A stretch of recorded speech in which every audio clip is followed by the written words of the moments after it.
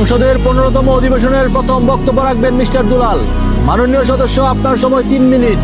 ধন্যবাদ মাননীয় স্পিকার। মাননীয় স্পিকার, আমাদের এই বাংলাদেশ সবুজ শ্যামল প্রকৃতির অপরূপ সৌন্দর্য ঘেরা এক প্রিয় মাতৃভূমি, লাখো শহীদের রক্তে অর্জিত স্বাধীনতার গৌরব, কোটি মানুষের আশা আকাঙ্ক্ষা ও ভালোবাসার দেশ বাংলাদেশ। এদেশে কৃষকের ঘাম ঝরে শ্রমিকের পরিশ্রমে গড়ে ওঠে উন্নয়নের ভিত্তি, আর সাধারণ মানুষের ত্যাগে টিকে থাকে রাষ্ট্রের শক্তি। কিন্তু দুঃখের বিষয় যে জনগণ দেশের সবচেয়ে বড় শক্তি, আজ তারাই সবচেয়ে বেশি কষ্টের বোঝা বহন করছে। যাদের হাতে দেশ গড়ার স্বপ্ন, তাদের অনেকেই আজ ন্যায্য অধিকার, সুশাসন ও ন্যায় বিচারের প্রত্যাশায় দিন গুনছে।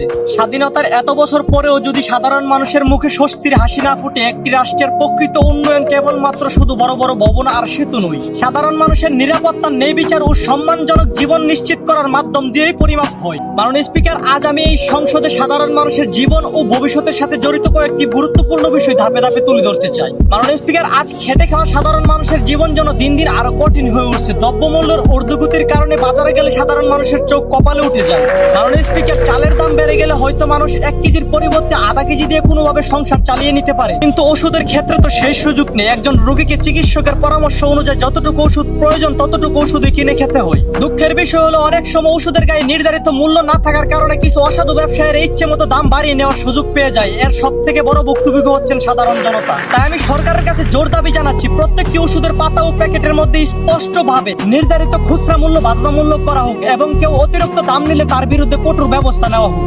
মাননীয় স্পিকার, আজ আমি দেশের স্বাস্থ্য নিয়ে গভীর উদ্বেগ প্রকাশ করছি। বাজারে নিত্য প্রয়োজনীয় অনেক পণ্য নিয়ে প্রতিনিয়তই ভেজালের অভিযোগ উঠে। টুথপেস্ট থেকে শুরু করে খাদ্য পণ্য, বিভিন্ন পণ্যের মান নিয়ে মানুষের মনে প্রশ্ন তৈরি হচ্ছে। মাননীয় স্পিকার, ভেজাল শুধু একটি পণ্যের সমস্যা নয়, এটি একটি জাতির স্বাস্থ্য, ভবিষ্যৎ ও জীবন নিয়ে খেলা। দিনের পর দিন সাধারণ মানুষ যদি ভেজাল পণ্য ব্যবহার করতে বাধ্য হয়, তাহলে নানান ধরনের রোগ ব্যাধি বাড়বে, এটাই স্বাভাবিক। আমি প্রশ্ন রাখতে চাই, এই ভেজাল কারখানাগুলোর বিরুদ্ধে কঠোর ব্যবস্থা কোথায়, নিয়মিত তদারকি কোথায়, সাধারণ মানুষের স্বাস্থ্য রক্ষার দায়িত্বশীল প্রতিষ্ঠানগুলোর জবাবদিহিতা কোথায়? তাই আমি আপনাদের কাছে জোর দাবি জানাচ্ছি, ভেজাল পণ্য আমদানি, উৎপাদন ও বিক্রয়ের সঙ্গে জড়িতদের আইনগত কঠোর ব্যবস্থা নেওয়া হোক এবং বাজারে তদারকি আরো বাড়িয়ে দেওয়া হোক। কারণ সুস্থ মানুষই একটি দেশের সবচেয়ে বড় সম্পদ। ভেজালের কাছে সেই সম্পদকে কখনোই হার মানতে দেওয়া যাবে না। মাননীয় স্পিকার।